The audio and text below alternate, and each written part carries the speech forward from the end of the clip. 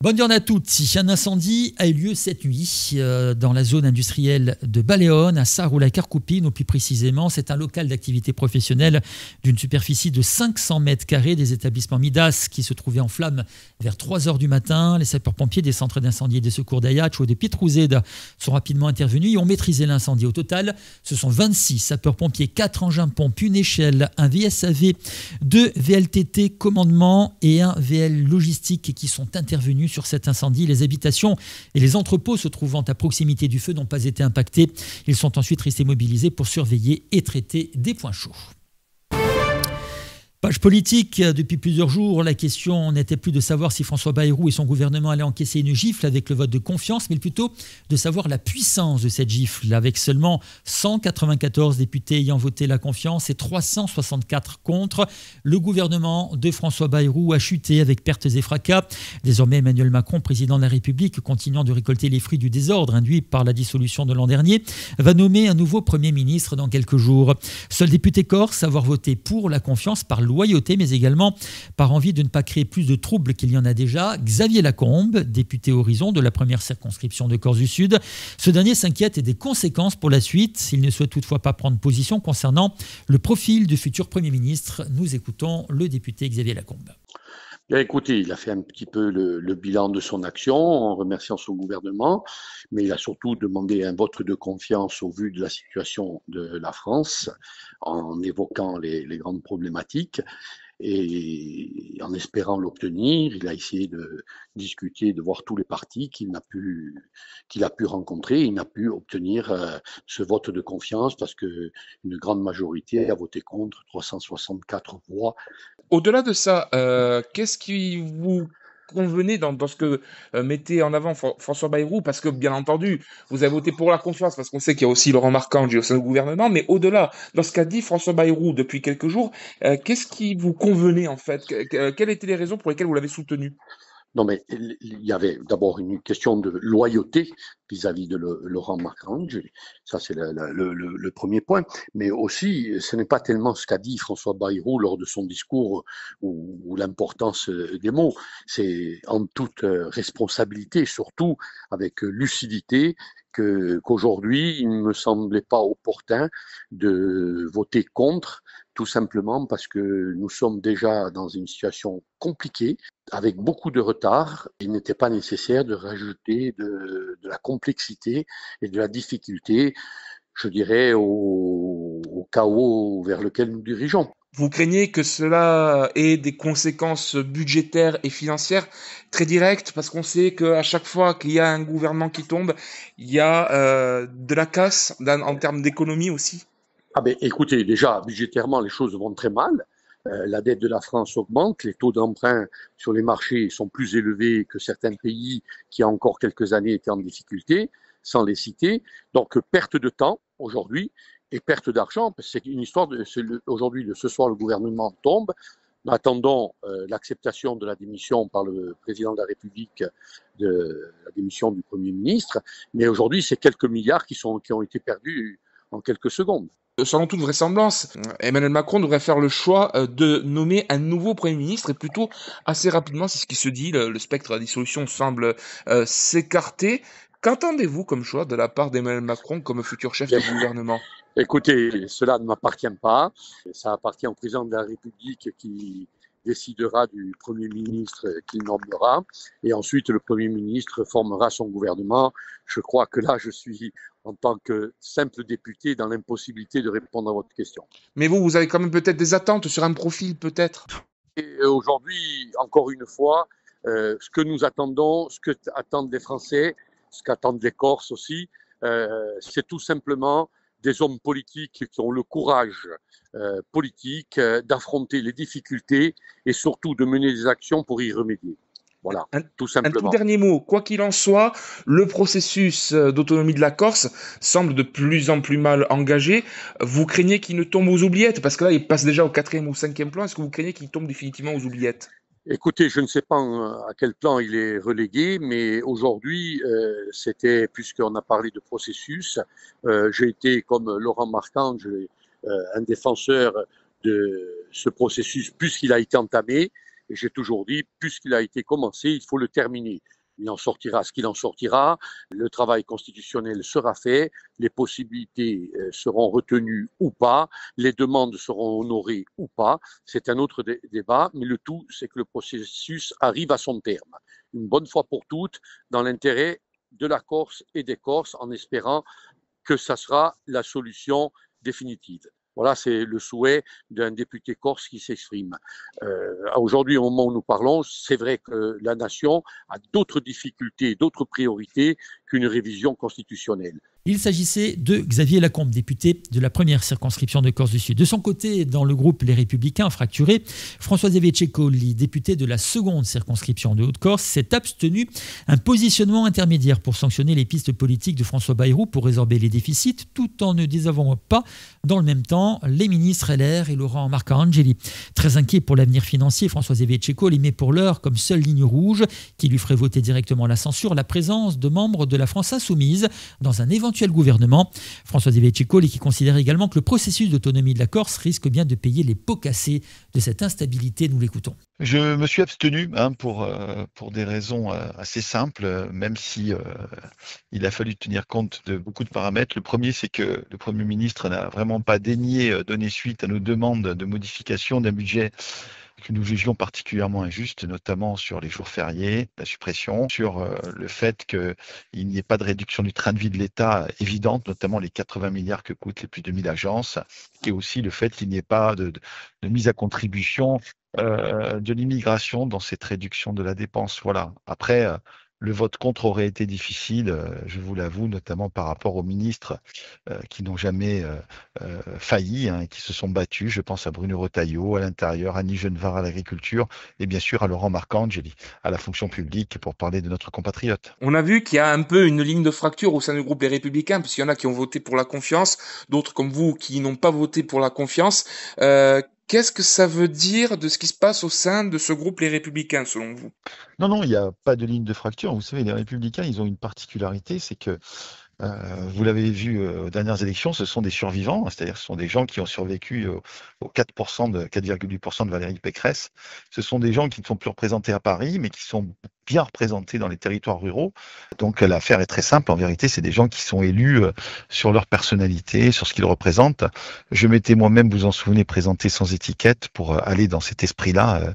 Et parmi ces gens donc, qui ont été élus sans étiquette, à l'opposé, si je devais faire un parallèle, par exemple, du Rassemblement national qui bénéficie bien sûr de l'exposition médiatique de Marine Le Pen ou de Jordan Bardella, ou bien des mélenchonistes qui s'appuient sur leur leader. Les Républicains, encore une fois, sont élus sur leur personne. Et ces gens-là, ensuite, ils ont exprimé leur point de vue, leur analyse, et peut-être aussi le reflet de leur circonscription. Mais je peux vous dire qu'en tout cas, il n'y a aucune tension dans le groupe. Nous étions tous réunis et tous conscients des votes qui allaient, entre guillemets, aller pour l'abstention et le contre. La tendance, c'est la nomination d'un nouveau Premier ministre, certains disent à brève échéance. Quelles sont les lignes rouges qui vous feraient voter la censure d'un nouveau gouvernement? Nous sommes des gens profondément, c'est le cas de le dire, républicains et démocrates par rapport à tout ça. Nous sommes pour que le pays avance, donc la vraie ligne de fracture, je vous la donne. Bien évidemment, s'il devait y avoir un Premier ministre LFI ou bien même un seul ministre issu de ses rangs dans un gouvernement, ce serait la censure immédiate. Il n'est pas question de permettre à ces gens-là qui vous disent vouloir emprisonner les préfets ou bien qu'un bon policier est un policier mort, que ces gens-là arrivent au pouvoir avec notre bénédiction. Pour le reste, nous sommes respectueux de la démocratie. Bien évidemment, s'il y avait un gouvernement de gauche ou même un gouvernement RN, nous n'y participerions pas, mais nous ne serions pas dans une motion de censure automatique. Il faut aussi que le pays avance. Il nous reste 1 an et quelques mois à tenir avant les prochaines élections présidentielles qui seront vraiment le changement que tout le monde attend. Mais dans ce cas de figure, il n'y aurait pas de censure a priori. Ça ne veut pas dire que nous serions d'accord, bien évidemment, sur les budgets ou autres, mais la seule censure immédiate, c'est bien sûr si un LFI est présent dans un gouvernement. Dans un contexte de nouvelle crise politique qui a coûté de l'argent, d'une crise budgétaire, l'impression très nette, c'est que la question corse passe au 4e, voire au 5e plan. Vous, qu'est-ce que vous en pensez? Est-ce que vous pensez que ce processus, il est dans une voie sans issue? En tout cas, vous avez raison de le dire, le chemin devient encore un peu plus pentu, un peu plus ardu. C'était déjà pas simple de tenir les engagements de consultation des deux parlements, ainsi que de réunir le Congrès de Versailles dans un délai aussi contraint. Cela devient encore plus compliqué. Alors plus compliqué ne veut pas dire impossible, même si ça sera très difficile. Vous savez, moi, ce processus, je le soutiens. Je le soutiens pas sur l'intégralité des propositions, loin s'en faut, du gouvernement. J'ai notamment une défiance totale sur la capacité à légiférer sans contrôle du Parlement.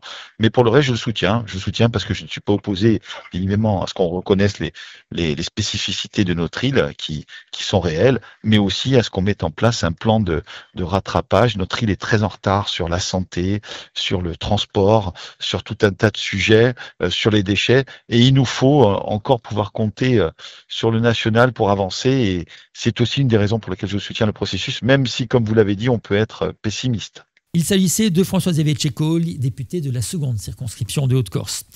Abstention également pour Michel Castellane. Il est aussi en désaccord avec les solutions avancées pour venir à bout du marasme financier qui ne va que s'aggraver avec cette instabilité. Le député Lyotte Femoigour-Siga de la première circonscription de Haute-Corse s'affirme quant à lui qu'il va continuer son lobbying pour que l'autonomie de la Corse ne passe pas aux oubliettes. On écoute Michel Castellane. Ouais, c'est dans la ligne de ce que le Premier ministre a fait toutes ces dernières semaines. Au moment même où nous l'avons rencontré, moi je l'ai vu mercredi dernier à Matignon, il a essayé de défendre son bilan et surtout, il a mis l'accent sur la situation désastreuse des équilibres budgétaires de la France, pour mieux dire des déséquilibres. Alors maintenant, va se profiler la question de savoir quand est-ce qu'un nouveau gouvernement va être renommé.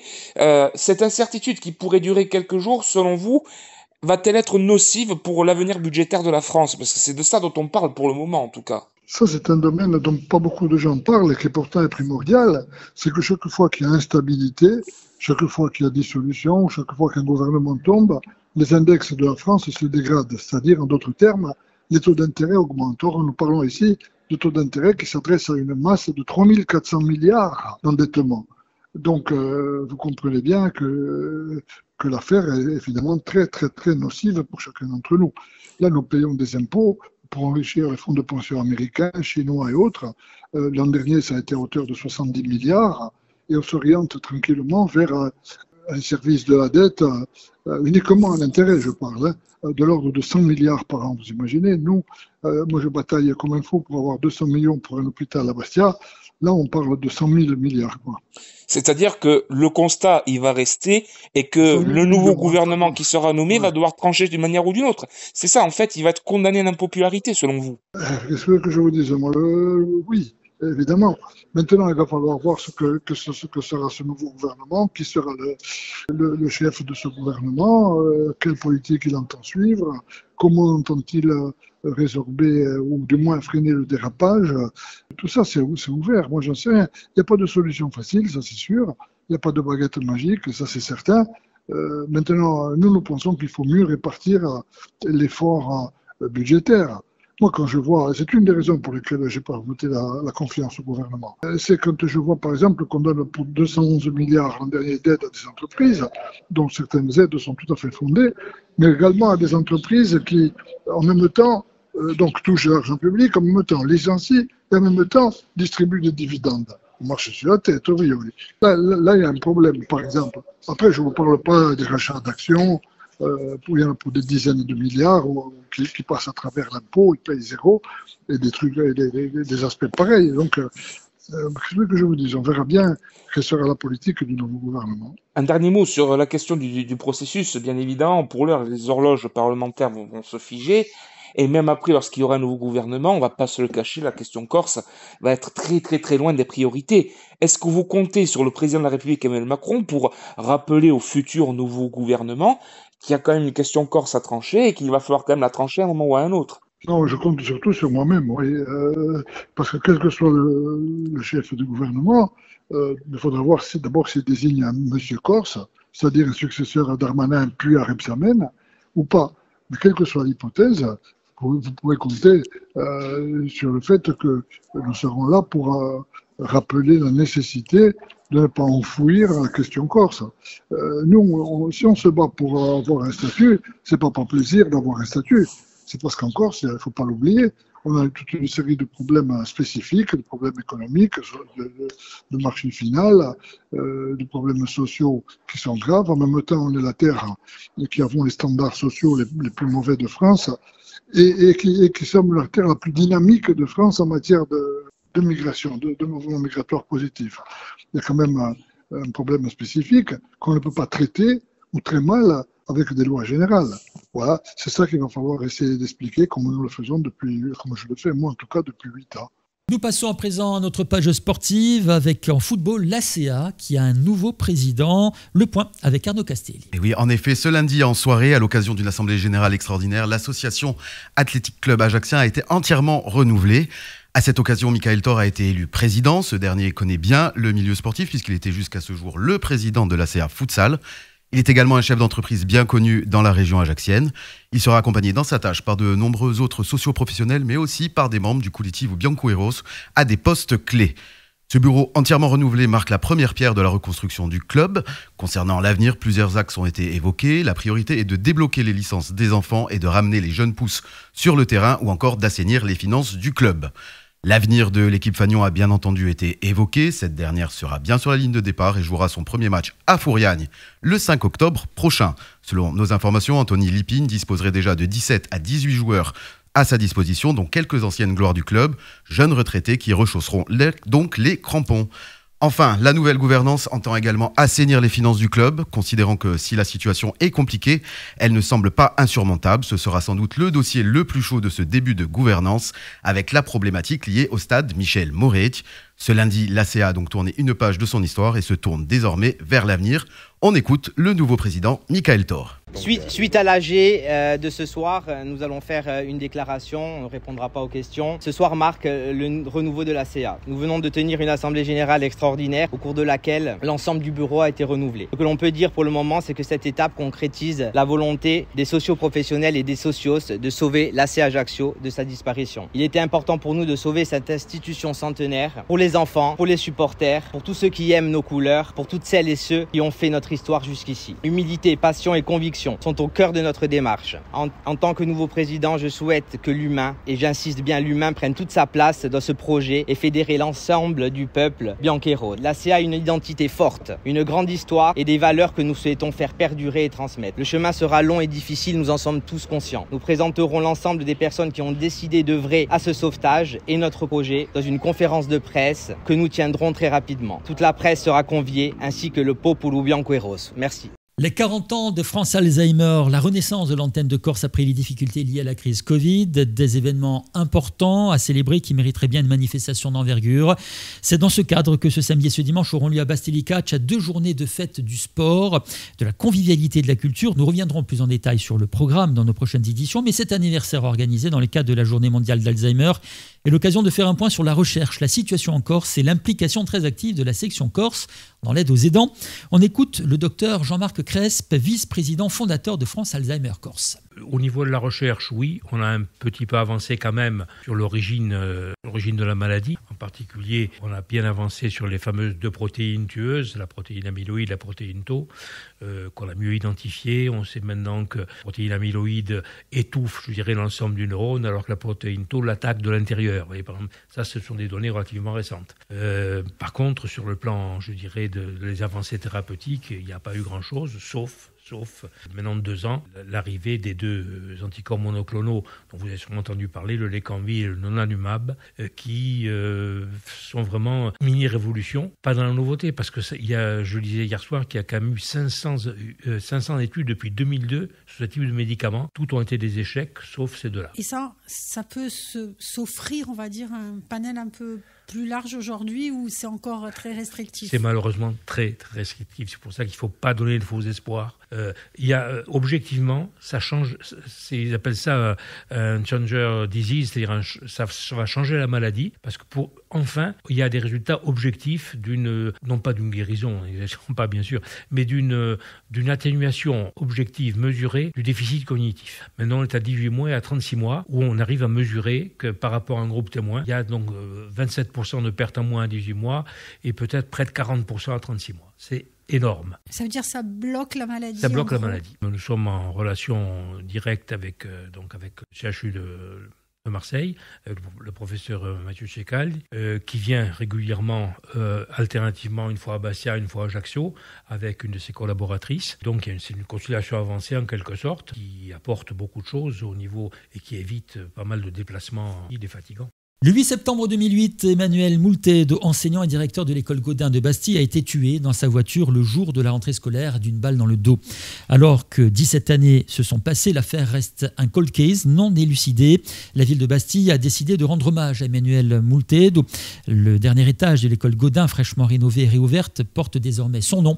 Un geste qui touche de plein cœur sa famille. Sa veuve, Cécile, l'une de ses 2 filles, Marie et sa mère, Lucie, étaient là pour dévoiler cette plaque. Au-delà du symbole, ce sont les valeurs et l'idée qu'avait Emmanuel Moultedo de l'enseignement que la famille a retrouvé dans cet espace consacré aux sciences et à l'initiation aux médias. On écoute Lucie, la mère d'Emmanuel Moultedo. Complètement, je pense que ça correspond à tout ce qu'on a reçu comme témoignage, mais pas après son décès. Souvent, les gens parlaient de l'enseignant qu'il était et qui voulaient que leur gosse soit dans sa classe. Bon, écoutez, les compliments, je peux en faire, mais tout ce que je sais, c'est que cette plaque aujourd'hui et l'espace spécifique qui lui a été attribué est une sorte de traduction dans l'espace de ce qu'il était dans son existence quotidienne, professionnelle et familiale. Donc il y a quelque chose qui vraiment fait sens. On est dans le sens ici. Ça garantit aussi la transmission du souvenir aujourd'hui. Du souvenir et puis de la vie du souvenir, parce que le souvenir c'est pas des commémorations, il faut que ça soit porteur de vérité pour tout le monde, et le souvenir c'est pas quelque chose qui reste inscrit derrière, mais c'est quelque chose qui nourrit le sens des existences, et les gens qui ont partagé celle d'Emmanuel recevront non pas le souvenir, mais le sens de son existence et du partage qu'il a eu avec les uns et les autres. Allez, le temps pour ce mardi 9 septembre 2025, nous sommes à Saint-Alain. Le ciel est très nuageux, à couvert aujourd'hui sur l'ensemble de la Corse. Quelques averses seront possibles sur les 2 départements et seront plus abondantes dans l'après-midi en Haute-Corse. Bien que ces dernières seront localisées en Corse du Sud, ces pluies seront faibles mais s'intensifieront au cours de la nuit prochaine. Le vent, quant à lui, il est faible et les températures rafraîchissent en raison du manque d'ensoleillement. Elles restent toutefois agréables avec le minimum 22 à Prunel di Fiumorbo, 23 à Cerviogne ainsi qu'à Die, Cavo 24 à Corté, 25 à Calvi, Ilrousse, Vico, 26 à Bastia, Bonifacio, Sartène et le maximum 27 degrés Ajaccio, Porto Vecchio ainsi que Propriano. Merci Arnaud, ce journal est à présent terminé. Je vous remercie de l'avoir suivi. Je vous retrouve dans quelques instants pour votre agenda culturel de ce jour.